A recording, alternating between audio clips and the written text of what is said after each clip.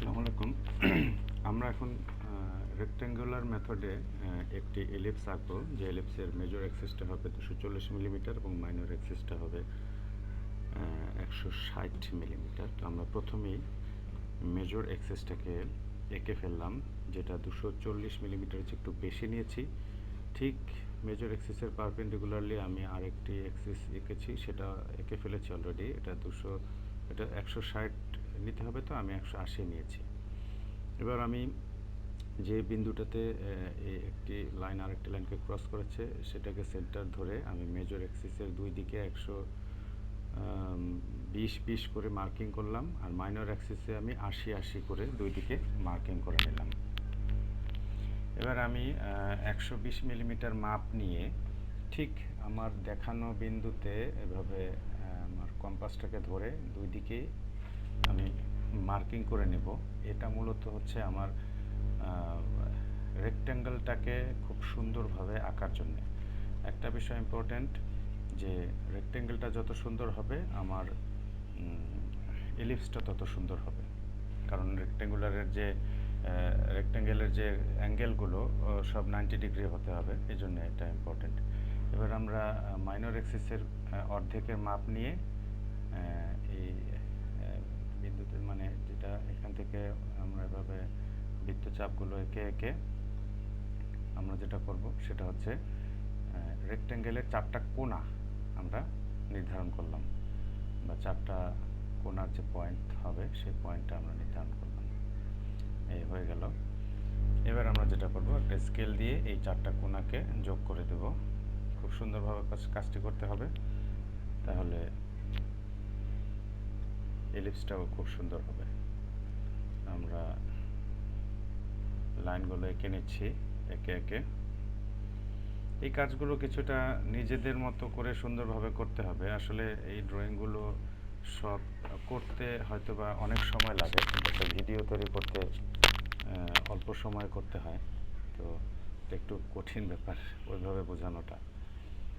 তো হয়ে গেল আমার অলমোস্ট একটা রেক্ট্যাঙ্গেল। আর একটা লাইন বাকি আছে। এখানে আমার এই রেক্ট্যাঙ্গেলের যে মানে এলিপসের যে মেজর অ্যাক্সিস সেটা হবে 240 মিলিমিটার, আর মাইনর অ্যাক্সিসটা হবে 160 মিলিমিটার।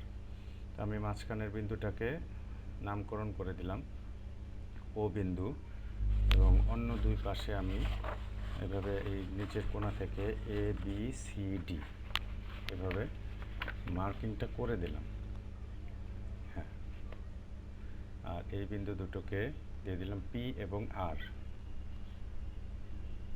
ঠিক আছে। আচ্ছা, এখন আমরা 120 মিলিমিটার মেজারমেন্টটা স্কেল থেকে, বা যেখানে আমার স্কেলটা খুব অ্যাকুরেট, এটাকে 120 মিলিমিটারকে আমাকে 5টা পয়েন্টের মাধ্যমে 6টা ভাগে ভাগ করতে হবে। সেই হিসেবে 120কে 6 ভাগে ভাগ করলে প্রতি ভাগে পড়ে 20 মিলিমিটার। আমি 20 মিলিমিটার মাপ দিয়ে কম্পাস দিয়ে মেজর অ্যাক্সিসের লেফট সাইড এবং রাইট সাইড দুই সাইডকেই এভাবে 20 মিলিমিটার করে 5টি পয়েন্টে ছোট ছোট বৃত্তচাপ দিয়ে ভাগ করে নেব। আমার ভাগ করা শেষ ভাগটা সমান আছে কিনা মিলিয়ে দেখলাম, অলমোস্ট সমান আছে। একটু একটু এরর থাকে, এটা স্বাভাবিক। আবার এখন আমরা ডান দিকে অর্থাৎ রাইট সাইডের ভাগগুলো করব। ভাগগুলো করে নিচ্ছি। 5টা পয়েন্ট যদি আমি দুটো পয়েন্টের মাঝখানে আঁকি তাহলে 6টা ভাগ হয়। এখন 6টা ভাগ হয়ে গেল। ব্যাস, শেষ মেজারমেন্টটাও আমার অলমোস্ট অ্যাকুরেট। এবার আমি যে নামকরণগুলো করব, 0 থেকে রাইট সাইডে আমি 1 2 3 4 5 এই 6টা নাম দিব। আবার ঠিক 0 থেকে, ওখানে আমার এস দেওয়াটা বাকি ছিল, এটা দেওয়া হয় নাই, লাস্ট বিন্দুটাকে এস। আবার 0 থেকে, সরি, ও থেকে লেফট সাইডেও আমি 1 2 3 4 5 এবং সর্বশেষ এটাকে আমরা কিউ নামকরণ করলাম, এস কিউ। এটা যার যার ইচ্ছা তোমাদের। এবারে আমরা যেটা করব, 80 মিলিমিটার, অর্থাৎ মাইনর অ্যাক্সিসটা যেহেতু 160 মিলিমিটার, তার অর্ধেক হচ্ছে 80 মিলিমিটার। 80 মিলিমিটারকে যদি আমি আবার 6 ভাগে ভাগ করতে চাই, তাহলে এক এক ভাগে পড়ে 13.33 মিলিমিটার। এই মেজারমেন্টটা নেওয়া একটু কঠিন, 13.33 মিলিমিটার মেজারমেন্টটা নেওয়া একটু কঠিন। তারপরেও মিলিমিটার স্কেলে কম্পাস বসিয়ে আমি চেষ্টা করেছি এবং অলমোস্ট দেখা যাচ্ছে, এই যে দেখো অলমোস্ট ঠিক হয়েছে, 6 ভাগে ভাগ হয়েছে। তো এভাবে আমরা চারদিকে, অর্থাৎ চারদিকেই আমি 13.33 মিলিমিটার করে করে ভাগ করে দিলাম। এখন আমি এই বিন্দুগুলোর নামকরণ করে দিচ্ছি একদম উপর থেকে, 1 2 3 4 5।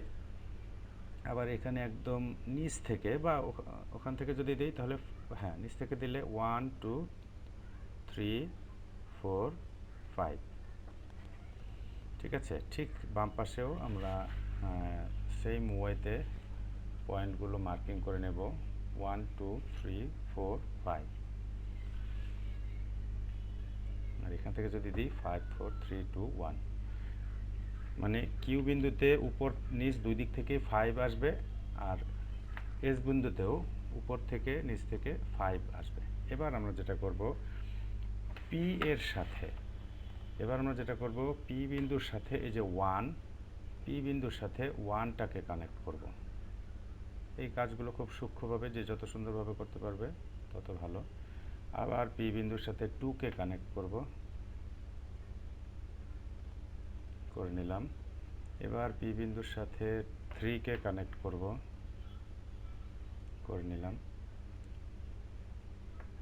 P4 কানেক্টেড, সেম ওয়েতে P5 কানেক্টেড হবে।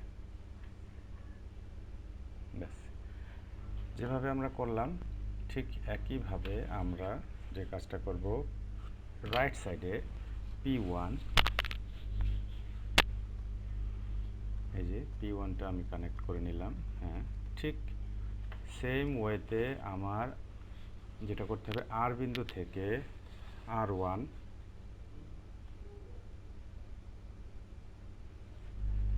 করে দিচ্ছি, আর বিন্দু থেকে R1, আবার লেফট সাইডে আর বিন্দু থেকে লেফট সাইডে R1।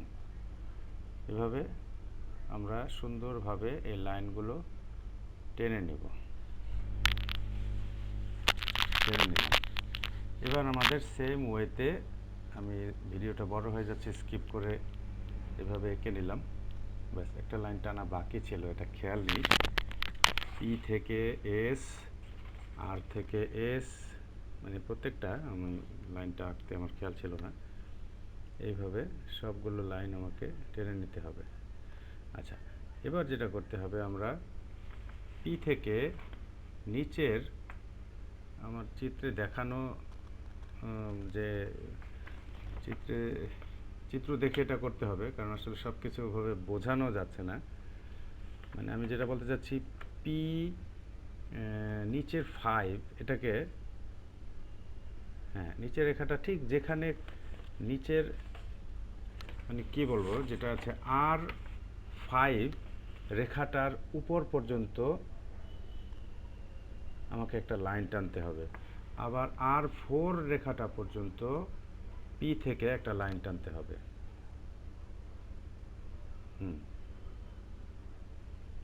আচ্ছা, এবারে আমরা যেটা করব, মানে পি থেকে 3 কানেক্ট করে আমরা সেটাকে টেনে নিয়ে যাব R3 পর্যন্ত। এভাবে, মানে চিত্রে দেখানো, সব কিছু অবশ্যভাবে বর্ণনা করা যায় না। এবার আমরা P2 কানেক্ট করব এবং সেটা এক্সটেন্ড হয়ে আমার R2 লাইনের ওই বরাবর এসে এটা থামবে। হ্যাঁ, এটা দেখে বুঝে নিতে হবে আর কি, আসলে ওইভাবে এটা বোঝানো যায় না, বিশেষ করে ভিডিওতে। যদি এটা সরাসরি লাইভ হতো একদম, তাহলে এটা আমরা ভালোভাবে দেখে বুঝতে পারতাম। সেম ওয়েতে এবার আমরা পি থেকে লেফট সাইডেও আঁকতে হবে, আর থেকে লেফট সাইড রাইট সাইড দুই দিকে এভাবে এই জিনিসগুলো এঁকে নিতে হবে। এবার আমরা যে কাজটা করব সেটা হচ্ছে, কিউ থেকে ওই যে সামনে যে পয়েন্টটা দেখাচ্ছে, যে পয়েন্টটা কানেক্ট হয়েছে যেখানে, এখানে আমরা এই রেখাগুলো টানতে হবে। তো রেখাগুলো আসলে স্ট্রেট লাইন হবে না, এগুলো কিছুটা কার্ভ হবে। এই কার্ভটা, এটাই হচ্ছে কিউরিসিটি, যার যেরকম বেশি বা যার ক্রিয়েটিভিটি যেরকম বেশি, হুম, যেসব জিনিস নিয়ে খুব কিউরিয়াস তার হয়তো বা এটা খুব সুন্দর হবে। আর যার ক্রিয়েটিভিটি ভালো তারও এই হাফ সার্কেলগুলো, এগুলো খুব সুন্দর হবে। এগুলো জাস্ট কিছু হাফ সার্কেলের সমষ্টি। প্রথমে হালকা করে টানতে হবে পি থেকে ওই পয়েন্ট পর্যন্ত যেখানে ওই দুটো রেখা একসাথে এসে কানেক্ট হয়েছে, এখানে এভাবে টানতে হবে। হ্যাঁ, প্রথমে হালকা করে টানতে হবে যাতে একটু এলোমেলো হয়ে গেলে লেখা বা দাগ যেন আমি আবার মুছে আবার পরে গাঢ় করে, হ্যাঁ, একটু মুছতে হচ্ছে, হালকা একটু বাঁকা হয়ে গেছে।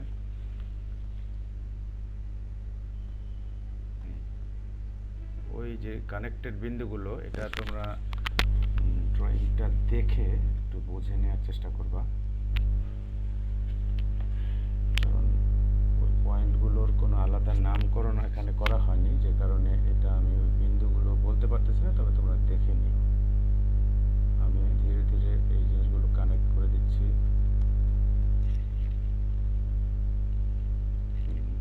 দিলাম। এটা যার হাতের কারুকাজ যত সুন্দর, সে তত সুন্দরভাবে এটাকে আঁকতে পারে। এটা সবার জন্য আসলে এত মানে সুন্দর করে আঁকা এত ইজি না। আমি চেষ্টা করি। তো দেখি কালকে আসলে দেখবা সবাই আমারটা কেমন হয়েছে।